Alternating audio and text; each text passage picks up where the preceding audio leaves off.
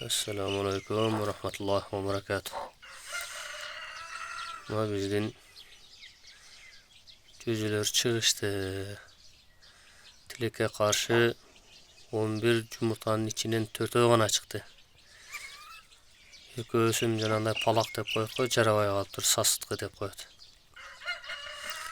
Ekөө çıkkan jerini muna toğuk özü tebelep öldürüp aldı. Dagı ekөөнü yumurtanın içinde jetilip kalgan jerinden janagындай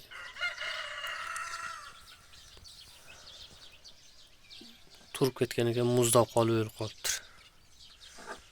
Oşeni toldurup mına 4 oğana çıktı. Hem şu 4'ünün da berekesin versin. Buga kандай jemlerdi beriş керек? Kim bilgimin bolsa nimelerden kommentariyaga жазып koyuңуздарчы. Bunun